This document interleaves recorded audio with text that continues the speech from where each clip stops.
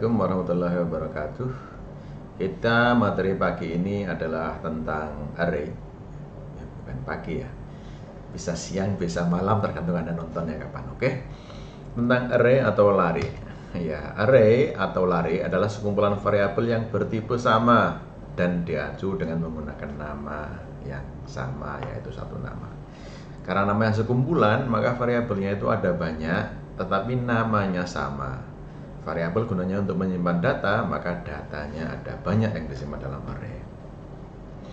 Array memiliki variabel di dalamnya yang disebut dengan elemen array. Jadi elemennya itu banyak yang disebut dengan variabel yang dapat diakses melalui indeks array. Nah, karena namanya sama, maka mengaksesnya itu melalui indeksnya. Array dapat kita gunakan untuk menggantikan penggunaan banyak variabel. Seperti ketika ingin menampung nilai, sebagai contoh nilai 1, nilai 2, nilai 3, nilai 4, nilai 5. Karena ada 20 mahasiswa, ya bukan 20, 60 kita ya. Kalau ada 60 mahasiswa, maka nilai itu ada 60 variabel yang harus disimpan. Nilai 1, nilai 2, nilai 3, sampai nilai 60. Kan itu sangat merepotkan ya. Maka dengan menggunakan array, kita tidak perlu melakukan banyak deklarasi variabel. Kita cukup mendeklarasikan sebuah array untuk menampung nilai-nilai tersebut. Bahkan tidak hanya 60, 100 bisa, 1000 bisa, bahkan sampai 10.000 bisa, nggak masalah ya. Ini contoh array. Nah, apa yang disebut dengan nama dari array itu ini? Nama array. Kemudian indeks itu adalah yang ini. Indeks itu urut, dimulai dari 0 ya. Kita indeks itu mulai 0, 0, 1, 2, 3, 4, 5, 6.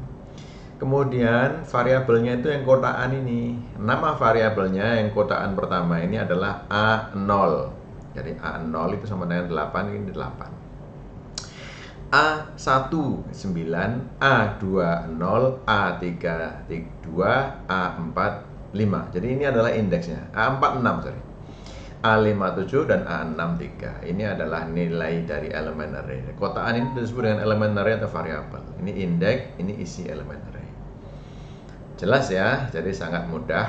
Ini kebetulan jumlah datanya ada 7. Jadi kalau di sini maksimumnya itu 6, maka dia datanya ada 7.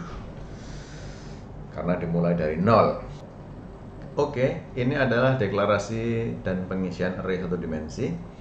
Ini ada tipe data, nama array, dan jumlah elemen, itu sintaksnya. Jadi tipe data integer, jumlah elemennya itu adalah 4, dan nama arraynya A.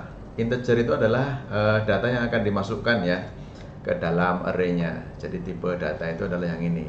8 ini tipenya apa, 9 ini tipenya apa, 10 tipenya apa. Tipenya itu harus sama semua. Kalau nggak beda nggak bisa. Itu nanti dipakai materi selanjutnya, yaitu struct. Nah, kalau tipenya sama maka pakai array. Tipenya sama yaitu int, integer, kemudian A, jumlah datanya 4. Oke. Kemudian kalau ingin mengisi array, pengisian array, maka nama array, kemudian diikuti indeksnya, kemudian dengan nilai array. Contohnya ini, diciptakan ada array A jumlahnya 5 elemen, yaitu A0, 1, 2, 3, 4, dan diisi dengan 100, 200, 300, 400, 500, gitu ya. Ini cara mengisinya, tidak lagi ditambahkan in di depannya, gitu. Yang benar. Kemudian deklarasi dan inisialisasi. Deklarasi itu bisa sekaligus inisialisasi. Kalau ada int 5, maka bisa diinisialisasi dengan tanda kurung awal buka, kurung awal tutup ini 1, 2, 3, 4, 5. Ini untuk A0, A1, A2, A3, A4. Daripada menulis seperti ini kan panjang, bisa diganti yang seperti ini. Hasilnya sama ya.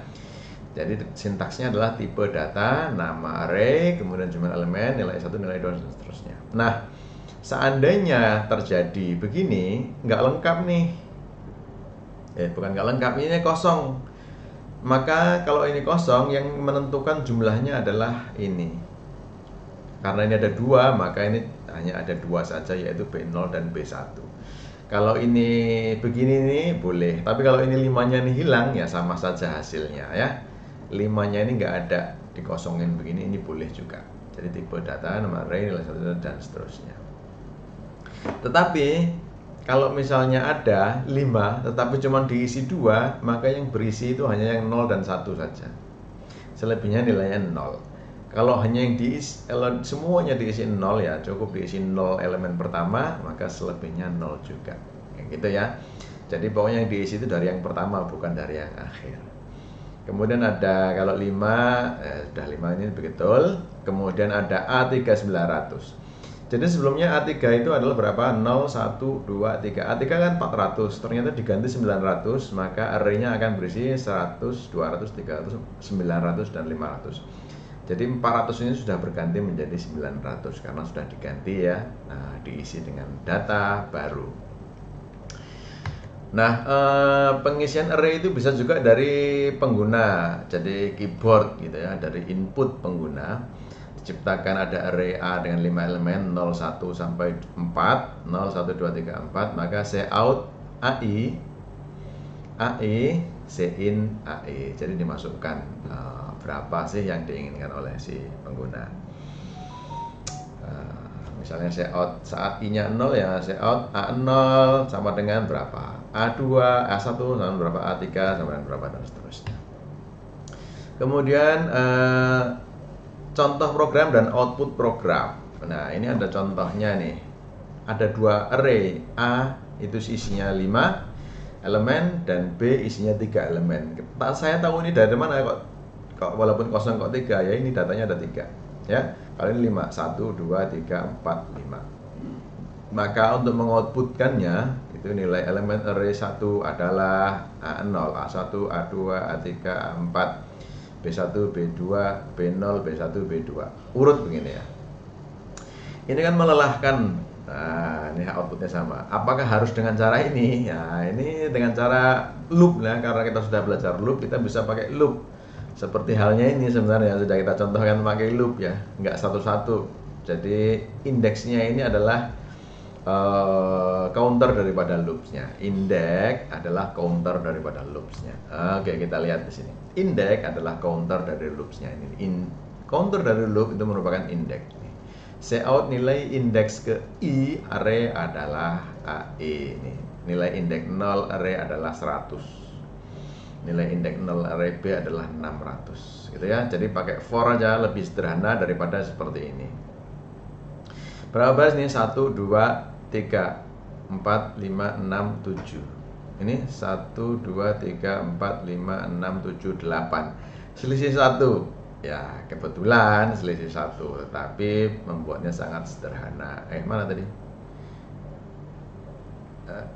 Ini kebetulan ya selisih 1 antara ini dan ini, tetapi kalau datanya ini 1000, selisihnya jadi banyak sekali. A1000. Nah, kita tetap segini walaupun dia 1000. Tetap 1, 2, 3. Tetap 3 baris.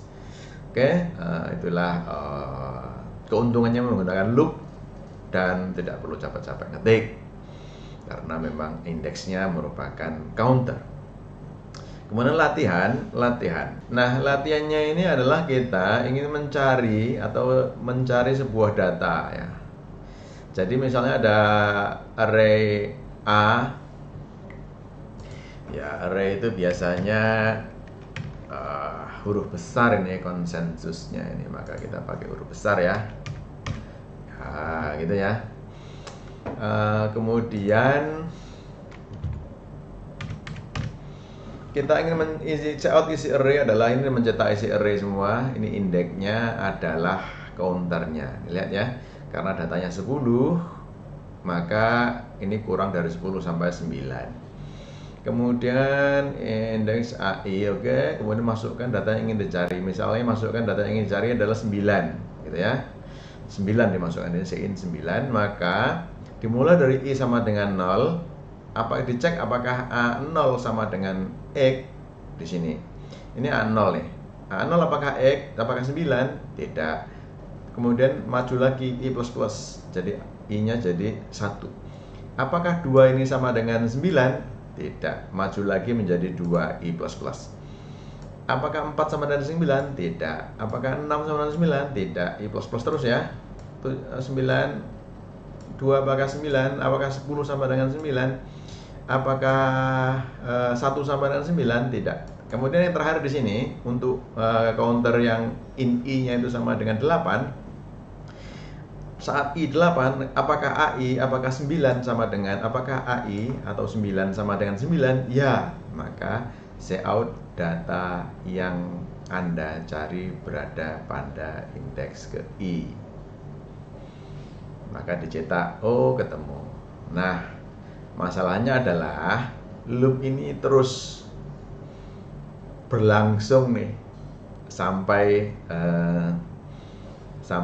ke 9. Dia tetap lagi membandingkan yang ke 10, ke 9, A9 apakah sama dengan 9. Coba bayangkan kalau yang dicari angka 1. Ini kebetulan namanya angkanya sama. Cari yang lain ya, yang beda ya. 11 ya, biar beda. Kalau yang dicari angkanya adalah 1, apakah A0 sama dengan 1? Betul, langsung ketemu. Ya, berada di indeks ke 0. Tetapi dia tetap mengulangi lagi. Apakah 2 sama dengan 1? Apakah 4 sama dengan 1? Ini kan nyari terus. Harusnya mencari itu kan berhenti.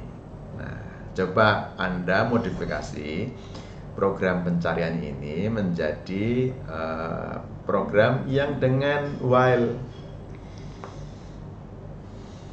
Misalnya mencarinya itu kondisinya begitu ketemu dia berhenti perulangannya, nggak perlu mencari ke berikutnya. Jadi membandingkannya cukup sekali. Kalau ini berapapun posisinya, membandingkannya akan ada 10 kali. Kalau pakai while, silahkan nanti dicoba pakai do while atau while do, mana yang paling cocok. Kalau do while itu kan langsung dia mencari dari elemen pertama. Ya, saya kira akan lebih baik kalau pakai do while saja. Kita pastikan Anda latihan pakai do while. Terima kasih. Wassalamualaikum warahmatullahi wabarakatuh.